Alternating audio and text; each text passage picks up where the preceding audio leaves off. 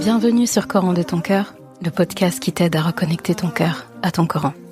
Je suis Oustada Zainab, enseignante dans les sciences du Coran et médecin. Et depuis plus de 15 ans maintenant, j'apprends aux femmes à comprendre et à vivre leur Coran au quotidien.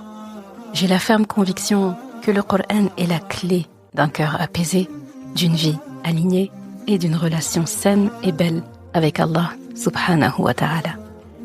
À travers ce podcast, je t'invite chaque semaine à puiser dans les merveilles de notre Coran et dans les sagesses de notre bien-aimé Mohammed sallallahu alayhi wa sallam, pour redonner un nouveau souffle à divers pans de ta vie. Prends donc ce temps pour toi. Et belle écoute. Assalamu alaikum wa rahmatullahi wa barakatuh. J'espère que tu te portes bien. Pareil pour tes proches. Alors aujourd'hui, je voulais qu'on parle d'un sujet finalement où je trouve qu'il y a eu un déplacement, comme si le curseur en fait avait bougé. C'est un changement, un mouvement discret, mais je pense que sur le long terme, ça peut être très grave. Et c'est un mouvement, donc un déplacement qui je pense est en train de s'installer dans nos habitudes, mais sans forcément faire de bruit. Mais encore une fois, c'est discret, mais ça peut être très grave.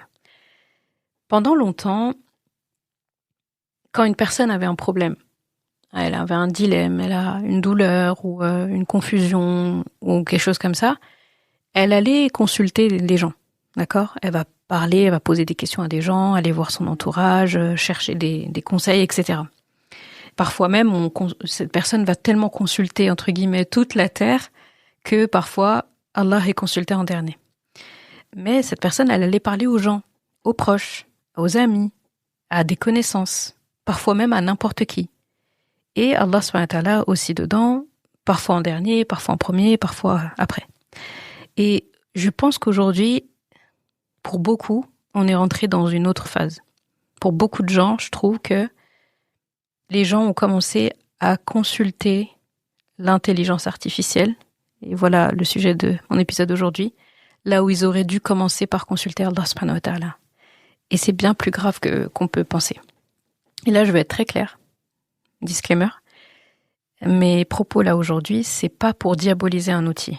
On est bien d'accord. C'est l'intelligence artificielle, ça peut avoir des usages qui sont utiles, ça peut être pratique des fois, au niveau de l'organisation, au niveau de... Si on veut structurer des choses, ça peut aider. Le problème, c'est pas tant l'existence, en fait, de cet outil-là, l'intelligence artificielle. Le problème, c'est la place qu'on commence à lui donner dans nos vies, je dirais même dans nos cœurs, dans nos réflexes, dans nos moments de doute, et même dans les sujets les plus intimes, en réalité, les plus intimes et privés.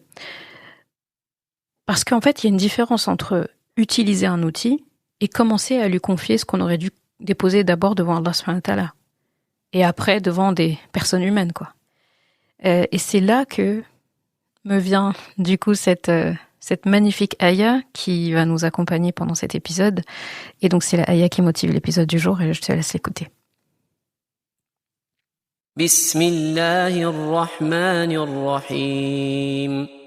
وَإِذَا سَأَلَكَ عِبَادِي عَنِّي فَإِنِّي قَرِيبٌ أُجِيبُ دَعْوَةَ الدَّاعِ إِذَا دَعَانِ. Et quand mes serviteurs t'interrogent à mon sujet, alors je suis tout proche. Je réponds à l'appel de celui qui m'appelle quand il m'appelle. Ou dans une autre version, je réponds à l'appel de celui qui m'invoque lorsqu'il m'invoque. Tiré de Surat al-Baqarah, ayah 186. Alors, cette ayah, elle est très parlante. C'est une des plus belles, je trouve, de Baqarah, je dirais même de tout le Coran, où Allah clairement dit, si on demande à mon sujet, si on a besoin de moi, alors je suis tout prêt. Mais il faut interroger Allah. Le seul effort finalement à faire, c'est d'aller interroger Allah. C'est d'aller demander Allah. C'est d'aller vers lui. Et après, lui, il fait le reste. Il dit qu'il est tout proche. Donc il était déjà là. Quelqu'un qui est tout proche, qui était déjà là, c'est quelqu'un qui t'attendait. C'est quand tu cherches quelqu'un. Tu veux lui demander quelque chose. Et là, tu fais l'effort, tu vas jusqu'à cette personne. Tu ouvres la porte et tu te rends compte que tu vas même pas jusqu'à cette personne. C'est-à-dire, tu tournes les talons pour aller vers elle et tu la vois devant toi. Et la personne te disait en fait qu'elle t'attendait. Là, t'as envie de dire, mais en fait, tu savais que j'allais venir alors. T'étais prêt. On a l'impression que la personne avait tout son temps et en fait n'était là que pour nous répondre. C'est comme ça qu'Allah subhanahu wa ta'ala veut qu'on le voit. Donc en fait, le problème, c'est pas lui. Bien sûr. A'udhu billah, le problème, c'est nous. Est-ce qu'on vient ou est-ce qu'on vient pas? Le pire, c'est de ne pas venir du tout. Donc, peut-être, je trouve que le drame de notre époque, et c'est silencieux en plus, c'est pas seulement qu'on parle trop aux outils, mais c'est peut-être surtout qu'on parle moins à Allah subhanahu wa ta'ala. Et il est là le problème. Et je le redis encore une fois, pour que les choses soient bien claires dès le début, aujourd'hui, je suis pas en train de faire un épisode contre l'intelligence artificielle. Je ne suis pas en train de faire un épisode non plus qui... Le but, c'est pas de créer de la panique, voilà, ou rejeter une technologie, parce que ça reste un outil technologique, parce que ça, ce serait trop facile, en vrai, de faire ça, et ce serait pas juste aussi. Là, ce qui m'intéresse aujourd'hui, c'est le cœur de l'être humain. C'est le tawakkul, c'est la dua, c'est l'istikhara, la consultation. Ce qui m'intéresse aujourd'hui, c'est la manière qu'on a, en fait, sans forcément nous en rendre compte, cette manière qu'on a finalement de commencer à déplacer, nous déplacer nous vers des outils qui sont censés être à notre service normalement. Et bien en fait, on peut commencer à déplacer. Je reprends mon propos. Je voulais dire, on peut commencer à déplacer vers des outils des choses qui auraient dû être rester dans l'espace de notre relation avec Allah subhanahu wa ta'ala. Voilà ce que je voulais dire. Parce que le sujet là, la question c'est pas simplement de se dire est-ce qu'un outil peut être utile? C'est pas la question. Un outil il est forcément utile. Le sujet c'est quoi? C'est à quel moment un outil a commencé à empiéter sur une place en fait qui devait appartenir à Allah subhanahu wa ta'ala. Notre relation avec Allah subhanahu wa ta'ala. Et ça c'est une vraie question. C'est une vraie question. Déjà, il faut se dire une chose importante. Le besoin de consulter, c'est pas un défaut. Le besoin de parler aussi, c'est pas un défaut. Le besoin d'être éclairé sur un sujet, d'être rassuré, d'être aidé aussi à mettre de l'ordre dans des choses, c'est pas un défaut. L'être humain, il a besoin de déposer des choses qui portent, qui sont lourdes. Il a besoin aussi d'un miroir. Et c'est des mots-clés qui reviennent d'ailleurs dans les hadiths. Le musulman est le miroir du musulman, le croyant est le miroir du croyant. Donc il a besoin des fois d'un miroir. Il a besoin d'un cadre. Et parfois il a besoin aussi qu'on l'aide à mettre des mots sur ce qu'il ressent, sur ce qu'il traverse aussi, et sur ce qu'il comprend pas au sujet de lui-même. C'est pour ça qu'il y a des médecins, c'est pour ça qu'il y a des spécialistes, c'est pour ça qu'il y a des comptables, c'est pour ça qu'il y a plein de choses. Je n'arrive pas à m'organiser, à mettre des mots sur des problèmes que j'ai dans des pôles de ma vie, je vais voir un spécialiste qui va m'aider dans ça. Donc l'être humain a besoin, tantôt, de faire ça. Donc le problème, c'est pas le besoin de consulter. Le problème, c'est l'ordre dans lequel on fait nos recours. En fait, il faut se poser la question, c'est qui devient ton premier réflexe? C'est qui devient ton premier refuge? Qui devient en fait la première adresse quand tu as un problème?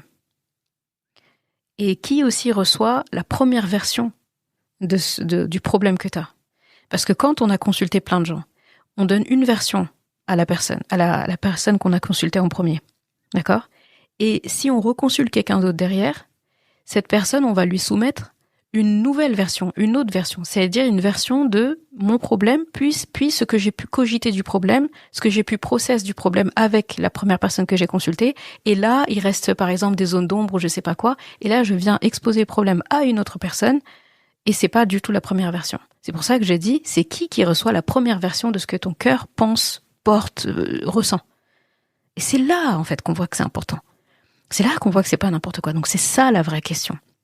Parce que il y a une différence entre demander à un outil de t'aider, par exemple à organiser ta journée, à structurer tes affaires, à clarifier aussi ton emploi du temps, à trouver des idées aussi, c'est beaucoup utilisé pour les idées, à reformuler un texte, à synthétiser des informations, et aussi commencer à lui verser notre intimité ou nos peurs, nos dilemmes, les déchirements qu'on peut traverser, les galères qu'on peut avoir, les zones aussi de honte qu'on peut avoir, les hésitations, des fois existentielles, qu'on peut avoir, les problèmes spirituels, conjugaux, psychologiques, familiaux, tout en fait.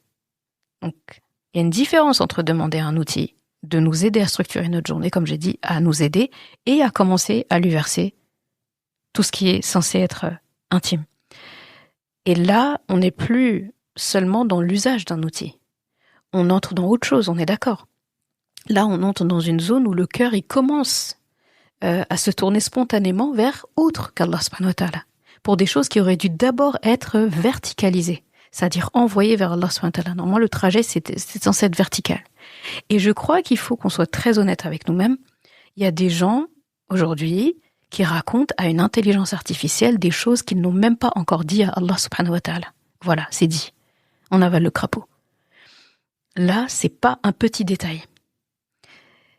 Pendant longtemps, le problème, c'était déjà celui-là. Une personne avait un souci, un flou, un choix qu'il doit faire, une blessure que cette personne porte, une confusion qu'elle a dans sa vie, et elle allait voir tout le monde.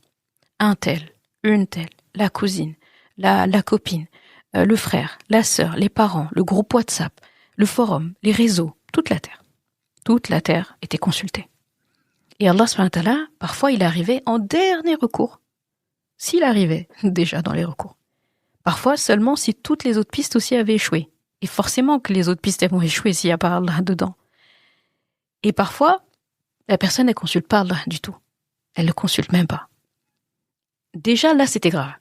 D'accord ? À une époque, c'était ça. Parce qu'il y a des choses qui doivent être confiées à Allah subhanahu wa ta'ala avant d'être étalées ailleurs. Partout. Mais aujourd'hui, il y a un autre phénomène qui est apparu. Il y a des gens qui veulent pas consulter les êtres humains maintenant, parce qu'ils ont peur d'être jugés maintenant. L'intelligence artificielle nous a ouvert ça. On a peur d'être jugé. On commence à la consulter pour des choses où même l'humain, on peut pas aller le voir. On pense qu'on peut pas aller le voir. Donc ils commencent à ne plus vouloir consulter les humains parce que j'ai peur d'être jugé, parce qu'ils ont peur d'être exposés, peur d'être mal compris aussi, peur qu'on pense du mal d'eux, peur qu'on soit gêné ou qu'on ait honte d'eux, peur aussi de passer pour des faibles, les fameuses questions bêtes, entre guillemets, comme on dit. Ils ont peur de passer pour des gens ridicules, instables, ou même qui ont des contradictions, c'est tout. Alors, qu'est-ce que ces gens se disent ? Ils se disent, au moins ici, en parlant de l'intelligence artificielle, au moins ici, personne ne me regarde. Je peux tout dire, je peux déballer ma vie, je peux raconter mes pensées les plus privées, je peux poser mes problèmes, poser mes questions qui sont embarrassantes. Je peux faire ça en plus depuis chez moi, à n'importe quelle heure, sans gêne, sans pudeur sociale, on va dire, la pudeur sociale qui fait qu'il y a certaines questions qu'on n'arrive pas à poser. Sans risque aussi de jugement, en apparence en tout cas.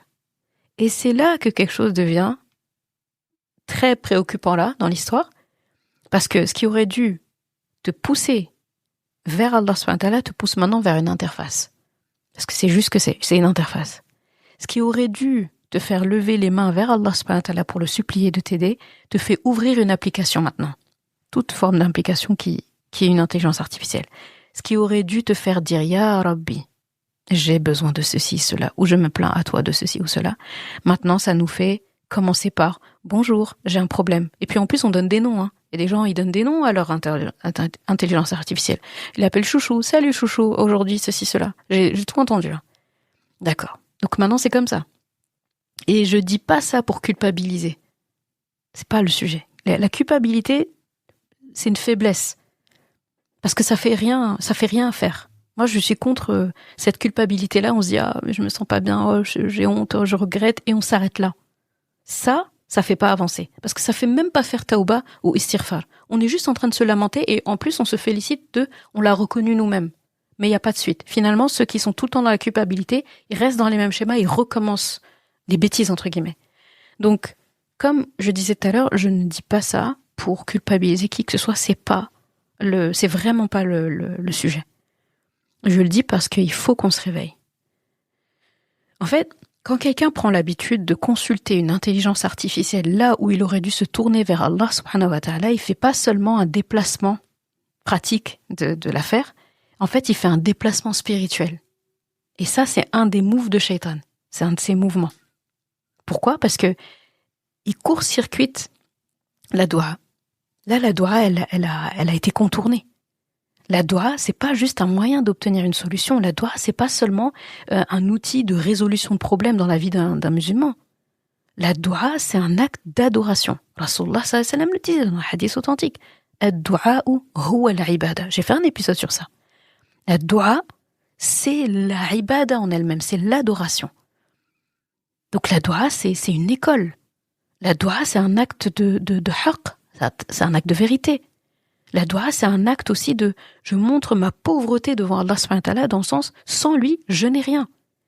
La doua aussi, c'est un aveu d'impuissance devant Allah subhanahu wa ta'ala et que lui est capable de tout. La doua, c'est un lieu aussi d'intimité dans ma relation avec mon Rabb. C'est un lieu aussi de réparation. Le simple fait de formuler la doua, de faire l'effort, de synthétiser ce que je dois dire ou de le déposer comme je le ressens, c'est un lieu de réparation. C'est un lieu de tawakkul. Je viens me déposer, je viens accepter en fait ce qui m'arrive. Donc quand tu fais doua, tu n'es pas seulement en train de demander une réponse, tu es en train de te remettre toi à ta place. Tu es en train de te rappeler qui tu es. Et tu es en train de te rappeler qui est Allah surtout. Donc tu es celle ou celui qui ne sait pas tout, qui ne maîtrise pas tout, qui voit pas tout, qui se trompe, qui tombe, qui désire parfois ce qui va pas être bien pour lui. Des fois, on désire ce qui nous nuit. Et tu peux être aussi cette personne qui, parfois, va fuir aussi ce qui lui ferait du bien. Ou qui confond parfois l'urgence avec le bien, des besoins urgents. Ou qui va confondre le soulagement immédiat, la fameuse dopamine immédiate, là, avec la vraie solution, la vraie issue, en fait. Et Allah, c'est celui qui sait. Al-Alim, Al-Hakim, Al-Khabir. Celui qui voit, qui est sage. Il sait tout et il sait aussi par expérience. Il connaît l'invisible et le visible. Est-ce que nous, on peut maîtriser l'invisible ? Le visible, on l'a. Et même le visible, des fois, il y a un biais en fonction de comment on regarde. Lui, Allah subhanahu wa ta'ala, il connaît ce qui est bon pour toi à court terme, à long terme, à moyen terme. Il sait aussi ce que tu demandes et ce que tu aurais dû demander. Il sait ce que tu demandes et ce que tu sous-entendais en réalité et tu t'en rends même pas compte. Il connaît en fait le motif caché.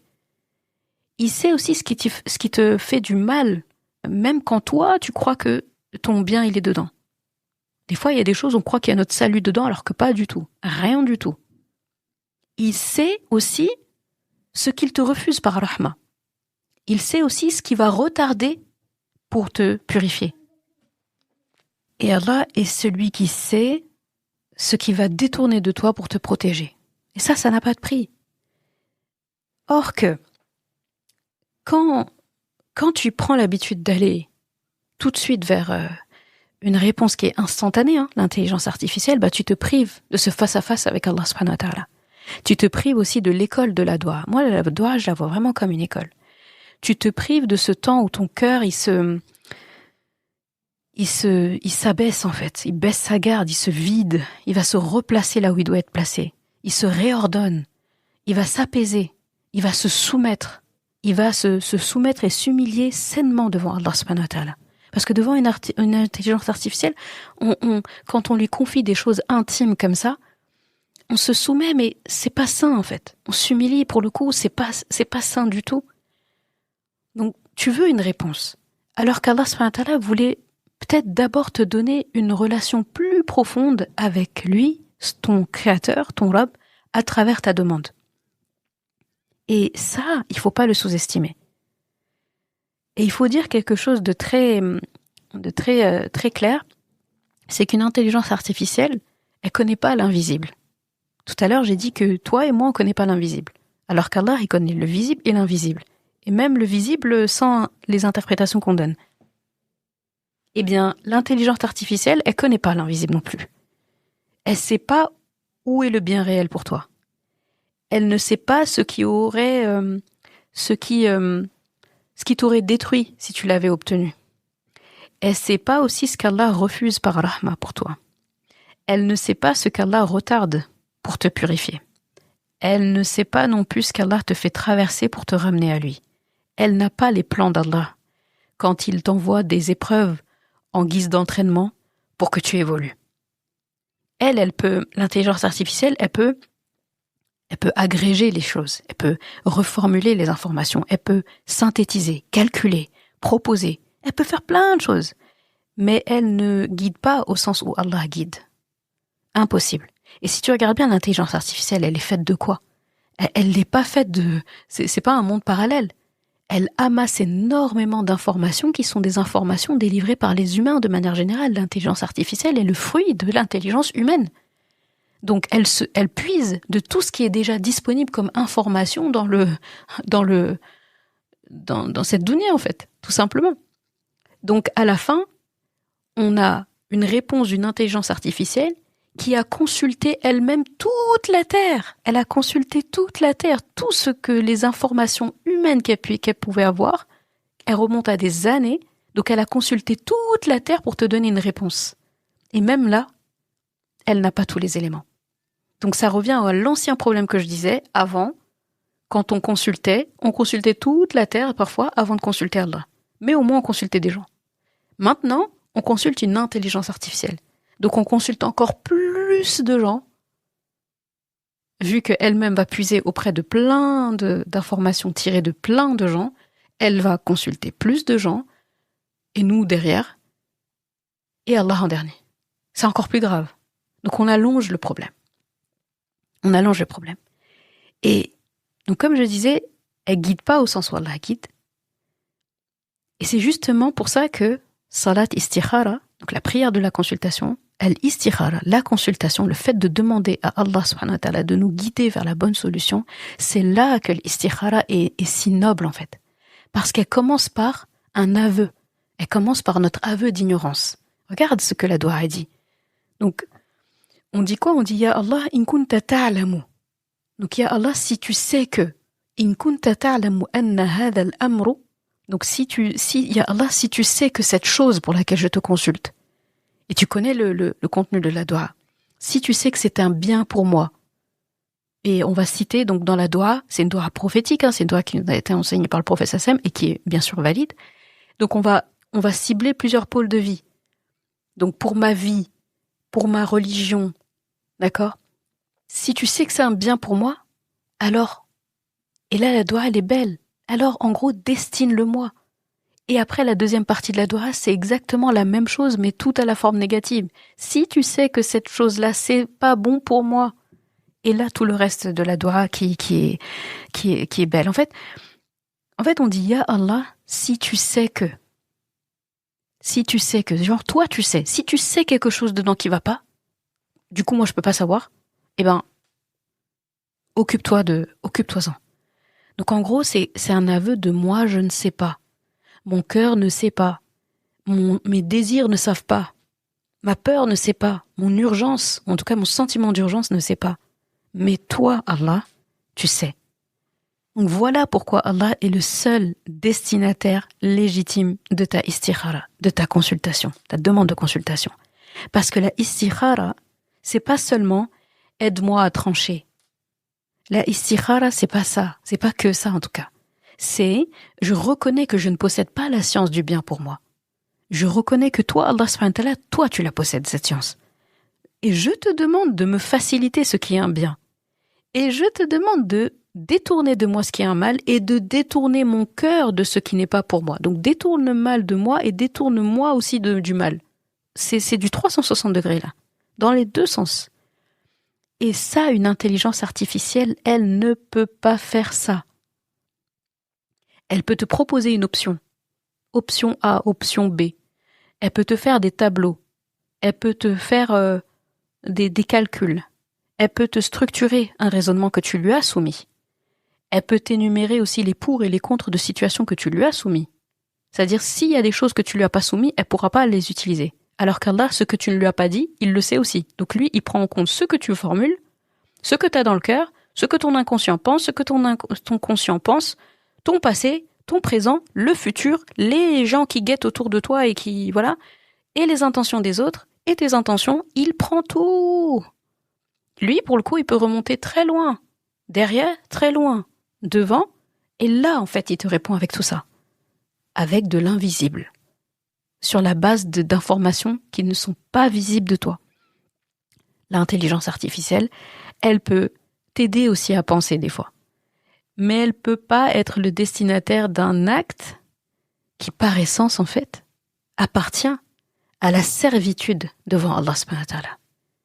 Il y a, pour être destinataire de la istikhara, il faut être le destinataire de la ibada. Et c'est Allah subhanahu wa ta'ala. Il est le seul légitime pour ça. Il y a un autre risque de l'intelligence artificielle qui est plus subtil encore, je trouve. Aussi, en tout cas, c'est que quand tu exposes tes états d'âme, tes états, tes préférences, ton histoire, ta version des faits, tes blessures, ta lecture des choses, ta lecture du monde, eh bien l'intelligence artificielle, elle va produire une réponse à partir de ce que tu lui as donné, on est d'accord. Et souvent, cette réponse, elle peut aller dans ton sens. Elle peut te sembler logique, cette réponse. Elle va te sembler aussi douce, elle peut te sembler validante, elle peut te sembler aussi cohérente avec ce que tu ressens déjà. Mais justement, est-ce que tu recherches vraiment la vérité dans ce cas? Ou est-ce que tu cherches quelque chose qui te rassure dans ton propre sens à toi? Parce que l'être humain, il va pas toujours consulter pour être guidé, Parfois, il va consulter juste pour qu'on lui confirme, pour être confirmé dans ce qu'il avait déjà, dans ce que son hawa, ses désirs, ses passions voulaient déjà. Et la relation avec Allah, elle est différente. Quand tu tournes vers Allah subhanahu wa ta'ala sincèrement, bien sûr, tu ne viens pas lui demander de bénir ton ego et de dire Amen à ton ego. Tu viens lui demander le bien. Même si ce bien, il contredit ton envie, même si ce bien, il te frustre, même si ce bien, il va tarder à arriver, même si ce bien, il te fait passer par des étapes difficiles, eh bien, tu viens quand même lui demander à lui le bien.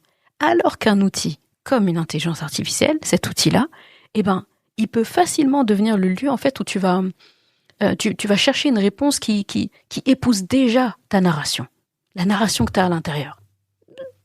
Il va juste venir redorer ça, en fait. Et ça rend pas service. Ça ne te rend pas service. On a besoin de quelqu'un qui nous dit la vérité. Et je sais qu'il y a des prompts aujourd'hui, on peut dire des prompts pour que l'intelligence artificielle soit en sincérité radicale. En anglais, ils disent sincérité brutal, ils disent une brutale. Genre, en gros, il va te dire la vérité, il va pas te dire ce que tu as envie d'entendre. Mais même là, où est-ce qu'il va puiser ces informations, encore une fois? Il va quand même les puiser sur des choses juste sur ce qu'il a comme élément. Il pourra pas, en fait, prendre en compte un événement que tu n'as pas mentionné et qui s'est passé il y a des années et qui a une conséquence encore sur ton problème aujourd'hui. Même si tu lui donnais tout ce que tu as dans ta tête, tout ce que tu peux lui donner pour qu'il t'aide à résoudre le problème, tu pourras pas tout lui donner déjà, parce que toi-même tu n'as pas tout. Et même là, il y a des choses que tu vas oublier, et même sur ce que tu lui auras tout donné, eh bien il y aura quand même un biais. Donc ça nous rend pas service, parce qu'une réponse qui te conforte, en fait, c'est pas toujours une réponse qui te sauve, loin de là. Et il faut qu'on parle aussi de ça aussi, c'est l'illusion du je peux tout dire sans être jugé. Je pense que c'est un des gros problèmes de l'intelligence artificielle. Il y a beaucoup de gens qui vont se tourner vers ce type d'outil-là parce qu'ils ont peur du regard des humains. Donc, et il faut les comprendre. Parce que le regard humain, il peut être lourd. Les gens, ils peuvent être maladroits. Les gens, ils peuvent être durs aussi. Les gens, ils peuvent trahir une confidence. Les gens peuvent réduire quelqu'un à ce qu'il traverse aussi. Les gens peuvent... Ils peuvent manquer de pudeur, manquer de sagesse, de rahma, de délicatesse. C'est un fait, c'est vrai. Donc je comprends qu'une personne puisse se dire je préfère parler ici plutôt qu'à quelqu'un. Parce que au moins, là, on me juge pas. Au moins, je peux tout dire. Au moins, j'ai pas honte. C'est humain. D'accord? C'est humain. On a besoin de confier. Parce qu'on a besoin de confier des choses. Même des choses dont on a honte, on a besoin de les déposer quelque part. Le problème, c'est pas de devoir les déposer. Le problème, c'est où je les dépose. Ce qui est tragique ici, comme j'ai dit, par rapport au besoin qui est humain de se confier, c'est pas seulement en fait que tu n'oses plus parler aux gens, mais c'est que tu oublies que tu peux tout dire à Allah subhanahu wa ta'ala dans ces cas. Tu peux tout dire à Allah. C'est ça le cœur de l'information aujourd'hui. Tu peux tout dire à Allah. Tu peux dire à Allah ce que tu ne diras jamais à personne. Tu peux dire à Allah ce que tu n'arrives même pas à formuler proprement. Parce qu'en plus, quand il faut se confier aux gens, faut formuler. Il y a un effort quand même à faire. Alors que devant Allah subhanahu wa ta'ala, parfois, tu n'arrives pas à dire, peut-être que des fois, ce que tu lui as dit, t'as pleuré, t'as reniflé, t'as dit une phrase, tu t'es stoppé, t'as répété, t'as respiré, t'as bégayé, mais tu sais que tu t'es confié quand même. Parce que tu sais que t'as pas besoin de formuler trop. Tu sais en fait qu'il sait ce que tu voulais dire. Allah, c'est vraiment celui il sait ce que tu vas lui demander, il sait ce que tu vas lui dire, pourtant il prend le temps de t'écouter. Alors qu'il sait. Allah, tu peux lui dire ce qui te fait honte. Allah, tu peux lui dire ce qui te contredit aussi. Ce qui te contredit de l'intérieur, ce qui t'obsède aussi. Tu peux lui dire aussi ce que tu te répètes depuis des mois. Tu peux lui dire ce qui t'embarrasse en fait au point que tu n'oses même pas le prononcer à voix haute devant quelqu'un, devant un autre être humain. Et plus encore, ce qui est plus beau encore, c'est ce que je disais tout à l'heure, c'est que Allah sait déjà. L'intelligence artificielle, tant que tu lui dis pas, elle peut pas savoir. Allah, même si tu ne lui dis pas, il sait et il peut répondre en vrai. Donc Allah, t'as pas besoin de lui présenter un dossier bien classé avec premier sujet, deuxième sujet, la chronologie, etc. T'as pas besoin de tout expliquer comme si Allah découvrait l'affaire pour la première fois. T'as pas besoin de te justifier longuement. T'as pas besoin aussi de faire ta présentation. T'as pas besoin de convaincre Allah que ta douleur, elle est vraie. T'as pas besoin de lui donner des arguments. Il sait. Il sait. Il sait ce qui fait mal. Il connaît le poids de ce que tu vis. Il connaît la confusion que tu peux avoir. Il sait quand quelque chose tremble à l'intérieur. Il sait le non-dit. Il sait la contradiction aussi que tu vis à l'intérieur. Il sait il y a quelle blessure derrière la phrase que tu es en train de dire. Il sait ce que tu oses même pas avouer à toi-même. Parce que des fois, se parler à soi-même, c'est dur. Donc on parle aux autres. Et c'est ce qui fait que des fois, des gens ont des phrases méchantes, toxiques, etc. C'est juste qu'ils voulaient se parler à eux-mêmes, mais ils n'avaient pas le courage. Donc ils ont vu quelqu'un, ils ont jeté sur cette personne. Eh bien, Allah subhanahu wa ta'ala, si on n'arrive pas à se parler à soi, on peut lui parler à lui. Il faut déposer. Déposons au bon endroit, c'est tout. Donc, quand on sait tout ça, j'ai envie de dire, alors pourquoi est-ce que on passe parfois autant de temps à détailler notre vie à une interface qui ne nous aime pas, qui éprouve pas d'amour pour nous. Il est neutre en fait, ni il nous aime, ni il nous aime pas, il nous connaît pas. Donc une interface qui ne nous aime pas profondément, qui ne nous connaît pas réellement, qui ne nous voit pas en plus, qui ne nous répond pas par Ar-Rahma, alors que Rabb al-Alamin, il connaît le non-dit, il connaît la fissure, la peur, le tremblement, le besoin qu'on a. Voilà la question en fait. La question c'est, je me dis, et si le vrai problème, c'était qu'on devenait moins bavard avec Allah subhanahu wa ta'ala. Je crois que c'est ici que se trouve le vrai cœur de l'épisode. Le vrai danger dans ce phénomène-là, le vrai danger, c'est pas seulement l'usage en excès de l'outil. Le vrai danger, c'est pas seulement aussi la confusion des rôles, c'est pas seulement aussi la confidentialité, parce qu'il y a un problème de confidentialité des informations. Ça peut être un danger pour nous aussi. L'État, les États, etc. et tout, ils collectent les informations. Faut pas se leurrer, se dire ouais tout est confidentiel, tout est crypté. C'est utilisé et c'est utilisé pour encore mieux nous connaître, encore mieux nous vendre, encore mieux nous bloquer parfois, encore mieux nous contrôler. Donc c'est le vrai danger aussi, c'est pas seulement, comme je dis, la confidentialité, même si elle compte, c'est pas seulement aussi le fait de raconter des choses intimes à des systèmes qui ne sont pas neutres et qui sont pas, voilà, et qu'on doit être aussi prudent. Le vrai danger, c'est la baisse, la baisse invisible de notre vie intérieure, si je puis dire. La vie intérieure. En fait, quand on est tout le temps en train de tout extérioriser comme ça à un outil qui est finalement aussi humain que nous, eh ben on ressort tout et en fait on ne reloge plus de l'intérieur. Et à l'intérieur, c'est notre relation avec Allah subhanahu wa ta'ala. En fait, ça fait moins de doigts spontanés. Ça fait moins de larmes qu'on verse devant Allah. Ça fait moins de istikhara forcément, ça fait moins de sajdat, moins de sujoud, moins de prosternation.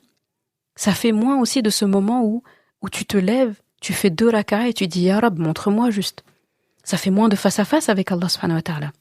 Ça fait moins de patience aussi dans l'attente d'une ouverture d'Allah subhanahu wa ta'ala. Ça fait moins de réflexes vers le tapis, comme je dis. Moins de réflexes vers le tapis de prière. Moins de réflexes vers tout ça. Mais plus de réflexes vers l'écran. Et ça, il faut se le dire franchement. Si, depuis l'apparition de ces outils-là, je suis devenu plus bavard avec une machine et moins bavard avec Allah, alors il y a un problème. Il y a un vrai problème. Et cette phrase, il faut qu'on la garde en tête. Parce que elle peut nous servir de baromètre. En fait, je ne suis pas en train de dire qu'il faut jamais utiliser un outil, quel que soit l'outil. Je ne suis pas en train de dire non plus qu'il faut jamais réfléchir avec des supports extérieurs. Je ne suis pas non plus en train de dire qu'il faut jamais demander conseil. C'est comme ce que je disais au début. Ce que je suis en train de dire, par contre, c'est que il faut regarder ce que c'est en train de faire à ton cœur. Si ça nourrit ta relation avec Allah, ou si ça commence à la concurrencer. Et là, c'est dommage. Il faut regarder si ça t'aide à mieux revenir vers Allah, ou si ça devient un raccourci qui te dispense d'aller lui parler. A'udhu billah. Parce que un raccourci, c'est pas toujours une rahma. C'est pas toujours une rahma. Parfois, un raccourci, c'est une fuite. Comment je pourrais dire ça? Une fuite sophistiquée. Voilà. Ça, c'est masqué, quoi. Et je veux aussi rappeler un aspect important, un autre aspect. C'est, même si c'est pas le cœur principal de cet épisode, et il y a une question de pudeur dedans, une question de dignité, de préservation, et c'est que, en fait, on vit dans une époque où l'être humain, il banalise le fait de tout raconter. Il banalise le fait de tout verbaliser. Le fait de tout déposer quelque part, forcément. Comme si le simple fait de parler était toujours une bonne chose. Comme si le simple fait d'exposer des choses, eh bien, c'était forcément toujours libérateur. Comme si ce que je sors de moi, ça n'avait aucune valeur, en fait. Parce que si quelque chose qui a de la valeur, je l'étale pas. Alors que le musulman, il n'est pas éduqué comme ça. Le musulman, il sait qu'il y a des choses qui doivent pas être étalées. Il sait, en fait, qu'il y a une noblesse dans le secret, une noblesse du secret. Il sait qu'il y a une pudeur aussi de l'âme. Il sait qu'il y a des choses qui se déposent d'abord devant Allah, et précisément parce qu'elles sont précieuses, et parce qu'elles sont sensibles et fragiles. Il sait tout ça. Donc, oui, bien sûr, il y a aussi un enjeu de confidentialité dans le fait de donner des informations, etc. Oui, bien sûr, il y a aussi un enjeu de traces qui sont laissées. Je parle de l'intelligence artificielle, l'IA. Et oui, bien sûr, il y a un enjeu aussi en termes de données, des vulnérabilités en fait qu'on offre finalement à un outil, des récits de soi aussi qu'on va éparpiller, d'accord. Mais même si tous ces risques techniques-là, un jour ils disparaissaient, genre ce n'était plus un problème, tous ces problèmes-là de confidentialité, de données, etc. et tout, eh bien mon propos il resterait pareil. Le propos que j'ai eu aujourd'hui, ça resterait intact. Parce que le problème le plus profond, c'est pas, il est pas d'abord technologique, il est spirituel. D'accord? Le cœur du musulman, il a été éduqué pour autre chose. Le cœur du musulman, il n'a pas été éduqué pour être autonome sans Allah subhanahu wa ta'ala. C'est pas possible. Il n'a pas été éduqué pour traverser des zones, des zones de flou, des zones de turbulence, juste avec une simple optimisation de ton mental. C'est pas comme ça que ça se passe. Il n'a pas été non plus éduqué pour se rassurer uniquement par des raisonnements humains, des choses plausibles. Non. Il n'a pas été éduqué pour se confier d'abord à des créatures, à des gens, à des systèmes, à des outils, etc. Le cœur du musulman a été éduqué pour la dua, pour la ibada, forcément. Il a été éduqué pour la istikhara, la consultation, pour le tawakkul, le fait de s'en remettre à Allah, pour la consultation qui est juste et qui est ordonnée. D'accord? Il a été éduqué pour sabr, la patience constante et active. Il a été éduqué pour le qana'a, le contentement. Il a été éduqué pour le adab, l'éthique, la bonne moralité, la bienséance, le bon comportement avec Allah subhanahu wa ta'ala. Et j'aimerais vraiment insister sur la istikhara ici. La istikhara, c'est pas un bouton magique. C'est pas non plus une formalité. C'est pas un rituel pour se donner bonne conscience avant de faire ce qu'on voulait déjà faire. Non, c'est pas non plus j'ai un doute, donc je demande vite fait un signe et on verra. Non, c'est pas ça. Istikhara, c'est une grande école. C'est une grande école de ibada aussi. Parce que quand tu fais istikhara, tu dis à Allah subhanahu wa ta'ala, en quelque sorte, Ya Rab, je ne sais pas. Je ne maîtrise pas. Je ne vois pas l'issue. Je ne sais pas si ce que je désire, ça me fera du bien ou du mal. Je ne sais pas si ce que je redoute en réalité, c'est ça qui va me sauver. Mais toi, tu sais. Alors si cette affaire, elle est un bien pour moi, facilite-la moi. Si elle est un mal pour moi, tu la détournes de moi, Inch'Allah ya Rab, tu la détournes de moi et tu me détournes d'elle. Tu la détournes de moi et tu me détournes moi d'elle. Puis, ya Rab, décrète-moi le bien où qu'il soit et rends-moi satisfaite de ce bien. وَقْدُرْ لِيَ الْخَيْرَ حَيْثُ كَانَ ثُمَّ ارْضِنِي بِهِ. C'est la doua. Donc là, regarde la beauté qu'il y a dans ça. Parce que là, il y a quoi là? Là, il y a la reconnaissance de ton ignorance. Il y a la reconnaissance de la science d'Allah subhanahu wa ta'ala. Il y a la demande aussi du bien réel, pas le bien perçu. Le bien réel. La demande aussi d'être préservé du mal réel, surtout celui qu'on voit pas. Il y a aussi le fait il y a même la demande en fait d'avoir un cœur qui est apaisé par le décret d'Allah subhanahu wa ta'ala. Parce que des fois, on peut avoir la réponse. Ok, c'est un mal. Mais il y a une amertume quand même. Mais la doua, elle est tellement complète, c'est que s'il y a un mal pour moi, tu m'éloignes de ce mal, tu éloignes ce mal de moi, et tu me fais, en fait, accepter ton décret et satisfait de ton décret. Donc tu me remplaces par mieux et tu me fais accepter ce mieux. Ça, c'est complet, en fait. Quelle intelligence artificielle va donner ça? Aucune. Aucune intelligence artificielle ne peut remplacer ça. Aucune. Donc, parce que la istikhara, c'est pas seulement une recherche de réponse, c'est une posture qu'on a. On a une posture quand on fait l'istikhara. Il y a tout un process. C'est une manière de se tenir aussi devant Allah subhanahu wa ta'ala. C'est une manière de le respecter. C'est une manière de dire, je refuse d'idolâtrer ma propre lecture des choses.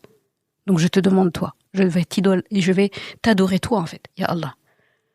Donc le croyant, il recherche pas d'abord la réponse la plus rapide, il cherche la réponse la plus mubaraka, la plus bénie, celle qui a le plus de baraka. Et je crois qu'il faut réapprendre ça. On vit dans une époque où tout nous pousse vers la rapidité. Il faut une réponse rapide, analyse rapide, soulagement rapide, clarté rapide, décision rapide, récompense rapide, contenu rapide, conseil rapide. Tout faut faire vite. Tout on le veut maintenant. Et dès que c'est pas rapide, ça perd de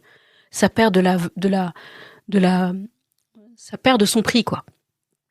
Mais le croyant, il est pas comme ça. Le croyant, c'est pas quelqu'un qui recherche d'abord la réponse la plus rapide. Le croyant, c'est celui qui cherche la réponse la plus bénie, comme j'ai dit tout à l'heure. Et parfois, la réponse la plus bénie, elle n'arrive pas tout de suite. Parfois, Allah, il te donne pas immédiatement un oui ou un non. Non. Parfois, surtout le oui. Parfois, il te dit pas seulement un oui ou un non net, genre c'est clair dans ton cœur. Il fait pas ça. Parfois, c'est pas ça qu'il fait. Parfois, il te fait patienter. Parfois, il te fait répéter la doua. Parfois, il te fait revenir encore et encore et encore. Parfois, il te fait mûrir avant de te montrer. Il te montre aussi en fermant une porte. Il te montre en retirant une envie de ton cœur. Il te montre en mettant une gêne là où tu croyais trouver un élan, quoi. Et parfois, il te montre en t'obligeant à attendre. Mais dans tout ça, il y a une éducation que ne te donne pas l'outil ou l'intelligence artificielle. Et si on remplace systématiquement cette école-là de la doua par des réponses immédiates, eh ben on risque de devenir des gens qui savent s'informer, ok, on sait très bien s'informer, mais qui ne savent plus se soumettre, se remettre. Devant Allah, tu t'en remets, tu déposes, tu te soumets. On ne saura plus faire ça en fait. En fait, qu'est-ce que ça va être? On va être des gens en fait qui savent demander des analyses, mais qui savent plus demander l'ouverture. L'ouverture en fait vers des solutions. On va être des gens qui savent poser des questions, mais qui ne savent plus invoquer. On va être des gens qui savent parler, mais qui ne savent plus supplier Allah subhanahu wa ta'ala. Et franchement, ce serait une grande perte. Ce serait vraiment très très grave. Alors, je veux encore une fois être très nuancée ici. L'islam ne nous enseigne pas à rejeter les causes, ni à rejeter les moyens, ni à ne jamais demander conseil. L'islam ne nous demande pas ça. Il ne nous enseigne pas aussi à ne jamais consulter quelqu'un de compétent. Encore une fois, c'est une question d'ordre. C'est une question d'ordre de recours. D'accord ? Donc bien sûr qu'on peut demander un avis, bien sûr qu'on peut chercher de l'aide, bien sûr qu'on peut prendre des moyens, bien sûr qu'on peut utiliser des outils, mais il faut préserver l'ordre. Allah d'abord, puis les autres causes, puis les outils et les gens à leur juste place, bien sûr. C'est pas n'importe qui qu'il faut consulter, ni n'importe quel outil. Pas l'inverse. Je fais pas le sens inverse, en fait. D'accord ? Donc le musulman, il commence pas par horizontaliser ce qui devrait être d'abord verticalisé, on est d'accord ? Donc je le redis parce que c'est très important, il y a des choses qui peuvent être travaillées horizontalement, mais après avoir été confiées à la verticale. Donc tu peux faire ta istikhara, faire ta dua, demander à Allah subhanahu wa ta'ala de t'ouvrir des portes, et ensuite tu prends conseil, tu structures ta réflexion, tu consultes une personne compétente, tu utilises un outil aussi qui peut te poser des options. Mais si tu sautes l'étape d'Allah, tu as déplacé le centre. Et le problème, il est là. D'accord ? Et à ce stade de l'épisode, qui commence à être long, j'aimerais qu'on se pose honnêtement quelques questions, parce que ça, c'est important. En fait, il faut vraiment se demander, quand quelque chose, par exemple, me trouble, c'est quoi mon premier réflexe ? Est-ce que je parle à Allah avant de chercher une autre réponse extérieure ? Est-ce que je fais encore istikhara avec sérieux ? Est-ce que je fais encore istikhara pour mes affaires, les petites et les grandes ? D'accord ? Est-ce que je fais encore dua comme quelqu'un qui croit qu'Allah subhanahu wa ta'ala entend et répond ? Est-ce que j'ai remplacé l'invocation par la recherche d'un soulagement immédiat, comme aujourd'hui on a tendance à faire ? Est-ce que je veux vraiment le khayr ou est-ce que je veux juste une réponse qui me rassure, qui va dans mon sens en fait ? Est-ce que mon cœur, il attend encore l'ouverture qu'Allah va me donner ou est-ce qu'il veut juste une réponse rapide ? Est-ce que je suis devenu plus bavard avec des moyens, avec des outils et plus silencieux avec mon Rabb qui m'a créé ? Tout ça, c'est des questions qui peuvent faire mal, peut-être, mais je trouve que ce sont des belles douleurs. Parce que c'est des douleurs qui nous disent la vérité, c'est des douleurs qui nous réveillent, c'est des électrochocs qui nous réveillent. Et le but, c'est pas de se condamner encore une fois, le but c'est de revenir. Revenir où ? Vers Allah subhanahu wa ta'ala. Et ce qui me touche le plus dans tout ça, c'est que la ayah qu'on a entendue tout à l'heure, elle dit pas seulement « demandez-moi ». Allah, il dit pas « demandez-moi ». Il dit pas « si quelqu'un t'interroge à mon sujet, alors dis-lui, demande à ton Rabb ». Non. La ayah, elle dit « et quand mes serviteurs t'interrogent à mon sujet, alors je suis proche ». Je suis proche. Subhanahu wa ta'ala. Comme si Allah répondait à une peur qui était cachée, à une peur de l'être humain, une peur que l'être humain il avait cachée. La peur que sa voix ne porte pas. Donc Allah est proche. La peur que la demande ne monte pas. Alors Allah dit qu'il est proche. La peur aussi de ne pas savoir comment s'y prendre. Allah dit qu'il écoute. L'invocation, il écoute. Il juge pas. La peur aussi d'être trop, d'avoir trop fait de péché, on se dit non, je me sens sale parce que j'ai fait ça, ou j'ai l'impression d'être incohérente, ou je suis trop en retard, je suis trop mauvais ou mauvaise, vas-y, je suis hypocrite, non, j'ai fait trop de mauvaises choses. Et Allah, il répond pas d'abord en donnant une méthode qui est compliquée, A, B, C, il dit, je suis proche. C'est bon. Ça, normalement, ça ferme ça plie le jeu. Autrement dit, viens. S'il dit je suis proche, ça veut dire viens. Parle, invoque, dépose, demande, reviens encore si tu veux. Pleure s'il faut. Bute sur tes mots s'il faut. Répète-toi s'il faut. Mais viens. Et regarde la rahma de cette ayah, ce verset. Allah, il dit pas simplement qu'il entend. Il dit qu'il répond à l'appel de celui qui l'invoque lorsqu'il l'invoque. Et là, il y a une grande promesse qui est faite. En fait, qu'est-ce qui nous arrive ? J'ai envie de dire, alors qu'est-ce qui nous arrive pour qu'on croit parfois plus spontanément à la disponibilité d'une machine qu'à la proximité d'Allah subhanahu wa ta'ala. Parce qu'Allah, il dit pas seulement qu'il est disponible, il dit qu'il est proche, il dit qu'il entend. C'est exactement ce qu'on cherche. Donc voilà la question qu'il faut se poser à l'intérieur. Et je crois qu'il y a un danger dans la modernité qu'on vit. C'est d'être entouré de tellement de solutions, tellement d'interfaces, tellement d'outils, de raccourcis, de tout genre, qu'on finit par perdre le goût d'un des plus grands honneurs de notre vie, c'est d'être entendu par Allah subhanahu wa ta'ala. Je ne sais pas si on mesure. Je suis entendu par Allah. Il m'écoute. Il prend le temps pour moi. Donc c'est pas seulement être répondu au sens fonctionnel, là. Là, c'est être entendu, être reçu, être connu, être porté par Allah subhanahu wa ta'ala, être orienté par lui, être apaisé, pas seulement par une formulation intelligente, etc. Non, mais par la sakina qu'Allah subhanahu wa ta'ala il met dans le cœur de celui et de celle qui revient sincèrement vers lui. Et ça n'a pas de prix en fait. Une machine, parfois, elle peut t'aider à organiser tes pensées, mais elle ne met pas la baraka. Elle n'a pas ce pouvoir. Elle peut pas multiplier les choses.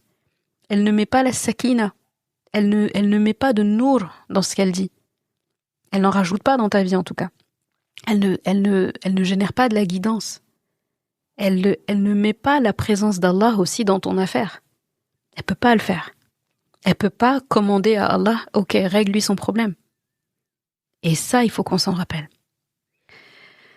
J'ai été longue, mais aujourd'hui, encore une fois, je te demande pas de supprimer tous les outils de ta vie. Je te demande juste quelque chose de plus intelligent que ça, on va dire. C'est regarde ce qui est devenu ton premier réflexe. Voilà, c'est juste ça. En gros, à qui tu parles d'abord, vers qui tu te tournes d'abord, etc.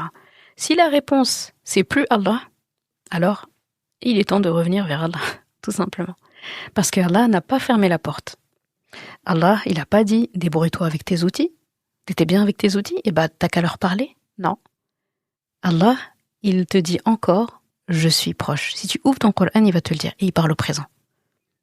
Voilà. Donc tu peux revenir à tout moment. Tu délaisses ce que tu faisais, et tu reviens vers lui.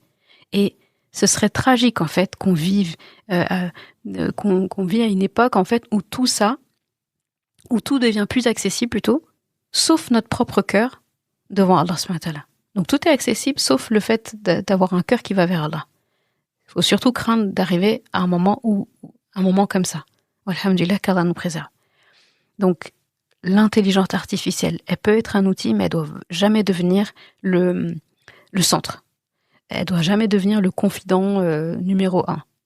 Elle doit pas devenir aussi le raccourci qui nous dispense de la dua, de l'istikhara, du sabr, du tawakkul et du face-à-face vis-à-vis d'Allah subhanahu wa ta'ala, le face-à-face avec Allah. Donc la prochaine fois que quelque chose pèse lourd, te trouble, t'embarrasse, te bouleverse, te paralyse aussi, ou te fait hésiter, te fait douter, alors avant de tout raconter, à une interface, il faut que tu te demandes, est-ce que j'ai parlé à Allah de ça? Est-ce que j'ai fait dua? Est-ce que j'ai fait istikhara? Est-ce que je l'ai consulté? Est-ce que j'ai demandé à Allah de me montrer le bien de ça et de me préserver du mal? Est-ce que j'ai laissé la possibilité à mon cœur de revenir vers son vrai refuge, Allah subhanahu wa ta'ala, ou pas? Voilà, ça c'est les questions qu'il faut se poser. Qu'Allah subhanahu wa ta'ala nous préserve de tout ce qui nous